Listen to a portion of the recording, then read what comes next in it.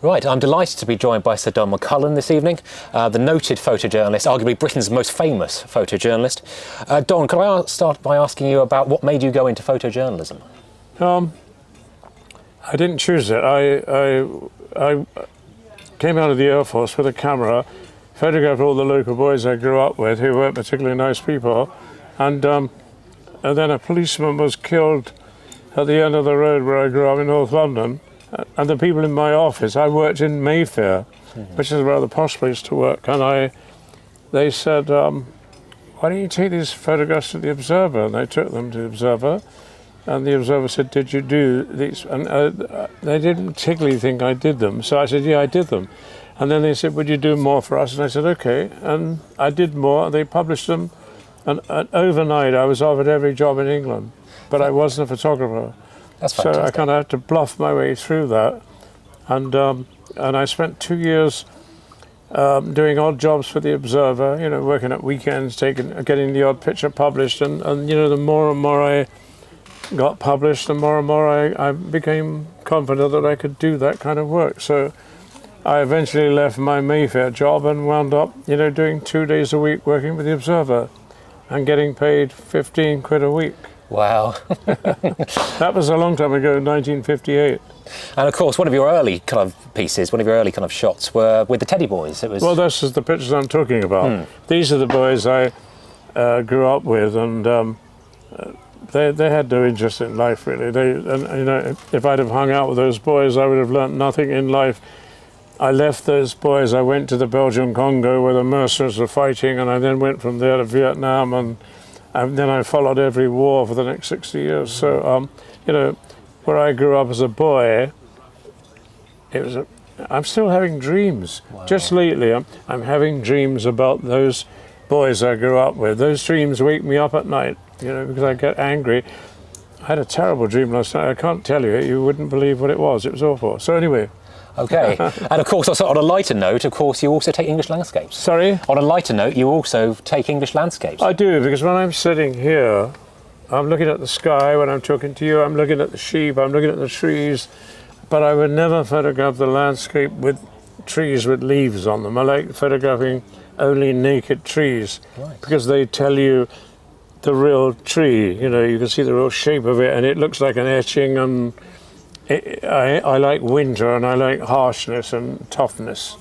Oh, that's fantastic! And of course, you did urban studies. You worked in the Midlands and the north of England. Yeah, I used to love going to. I never got paid for doing that, by the way. I'd get in my car and drive 300 miles up to Hartlepool and photograph steel foundries, or I'd go to Bradford and hang out with people there and sleep on their floors because I couldn't afford hotels. But I got the most amazing images of kind of English poverty. And then you've covered the Falklands as well. I didn't actually. Oh, you didn't? No, interesting question. No, I didn't. I was forbidden.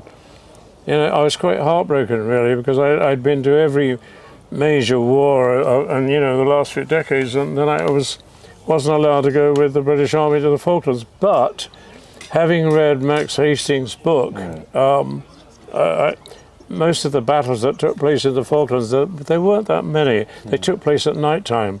The real drama of the Falklands War took place in San Carlos Bay when the pilots, the Argentinian pilots who showed real courage, were using the French Exocet to smash the English ships. And so that's where the real, you know, the real punishment took place. It wasn't on the battlefield. We lost 200 men, I think, on the battlefield.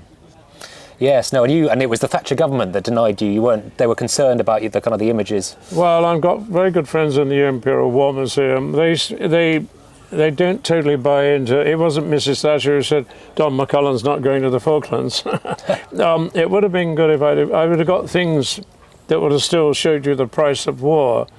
The price of war was the burnt soldiers and sailors on the ships and the people who were buried. But I didn't go. It's no good crying over spilt milk. And I went to another war. I went to Salvador instead, to the war in Salvador, and I fell from a roof backwards in a gun battle, and it was just something out of Hollywood. And I hit the ground and broke all my ribs, and I broke my left arm, and I had to wait 12 hours to get into a hospital. So you know, I was looking for trouble and I found it. And what would you say to aspirant photojournalists who wanted to get into the area now? Don't do it, because, you know, no one wants to buy your pictures anymore. People want you, you know, the great organisations in the media now, they allow young journalists to buy their own air tickets to war, and they're not insured, they don't always have bulletproof kind of, you know, proper combat stuff. You know, you don't see any great photojournalism anymore in newspapers. You see lots of beautiful women, lots of rich film stars and sportsmen and people like that, but, you know, that's what sells newspapers. It isn't death and carnage. And final question, what are you looking forward to seeing at this year's festival? Obviously you're speaking, but have you had a chance to go around the site?